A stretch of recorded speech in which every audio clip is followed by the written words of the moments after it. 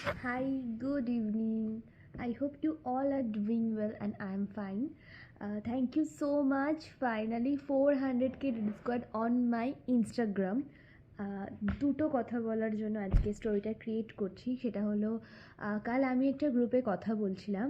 গ্রুপটা বেসিক্যালি আমার ডিডি স্কোয়াডের ওখানে আড্ডা মারে এরকম একটা গ্রুপে আমাকে অনেক দিন আগে জয়েন করেছিল, কিন্তু আমার দেখা হয়নি বলে কালকে আমার চোখ পড়লো, তো ওখানে আমি ওদের সাথে একটু আড্ডা মেরেছি। প্লাস আমি ওদেরকে বলেছি যে আজকে হয়তো লং ভ্লগ নাও আসতে পারে, কারণ কালকে ছোট্ট করে আমার একটা অ্যাক্সিডেন্ট হয়েছে। বড় কিছু নয়, সেটা হলো আমার হাতে কাঁচ ঢুকে গেছে, দু হাতে।